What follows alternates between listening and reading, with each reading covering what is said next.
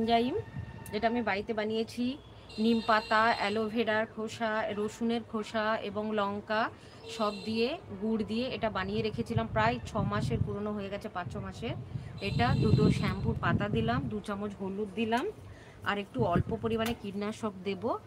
এই দেখুন, এমবার্জ গোল্ড। এই কীটনাশকটা হচ্ছে সমস্ত রকম পোকার জন্য খুবই উপকারী। এটা দানা 1 থেকে 2 গ্রামের মতো দিয়ে দেব। 2 গ্রামের মতো দিয়ে দিচ্ছি। এই যে শশা গাছে ছোট ছোট দেখুন এখানে জাব পোকা লেগেছে, এই যে মিলিবাগ, এইসবের পাতাগুলো কুঁকড়ে যাচ্ছে। এইগুলো কিন্তু দেখুন খুব ভালো কার্যকরী হবে। তারপর এখানে আমি ভালো করে গুলিয়ে নেব জলটা। এই দেখুন, এখানে নিচু হলুদ, এমবার্জ গোল্ড এবং বায়ো এনজাইম, নিম এনজাইম, শ্যাম্পু আর ফ্রিজের বরফ নিয়ে নিয়েছি, ঠান্ডা বরফ। তো সমস্ত কিছু খুব ভালো করে মিশিয়ে নিচ্ছি। তারপর এটা একটা ছাঁকনি দিয়ে ছেঁকে নেব। এই নিয়ে নিলাম বোতল, আর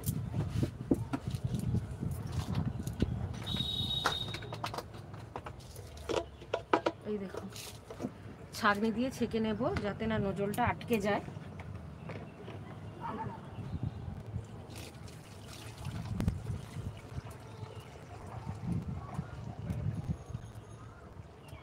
এই সময় কিন্তু গরমের শুরুতে মিলিবাগ, জাব পোকা, সাদামাছি প্রচুর পরিমাণে বাগানে অ্যাটাক হয়। তো এই সলিউশনটা যদি আপনারা গাছে স্প্রে করেন বিকেলের দিকে, তাহলে সমস্ত রকম পোকামাকড় কিন্তু নষ্ট হয়ে যাবে।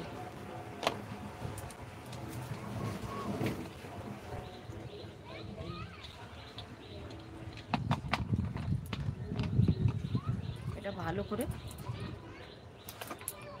দিয়ে পুরো স্নান করিয়ে দিতে হবে গাছটা। এই যে পাতার উল্টো দিকগুলো দিতে হবে, উল্টো দিকগুলোতে পোকামাকড় থাকে বেশি।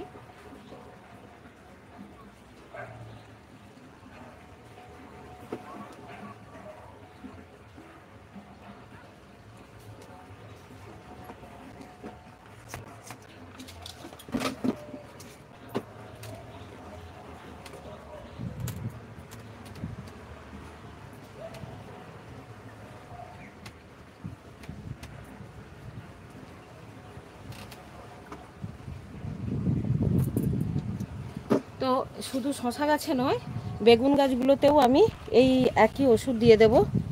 যে ছোট ছোট বেগুন গাছগুলো লাগিয়েছি তাতেও কিন্তু প্রচুর মিলিবাগ অ্যাটাক করেছে। তো বেগুন গাছগুলোতেও আমি দিয়ে দেব। পাতাগুলো একদম কুঁকড়ে গেছে।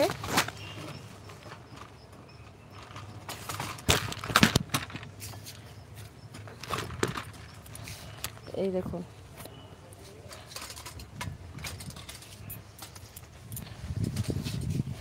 বেগুন গাছগুলো এই দেখুন কিভাবে পিঁপড়ে হয়েছে, পাতাগুলো একদম কুঁকড়ে দিয়েছে। তো এই সলিউশনটাতে এখানেও দিয়ে দেব।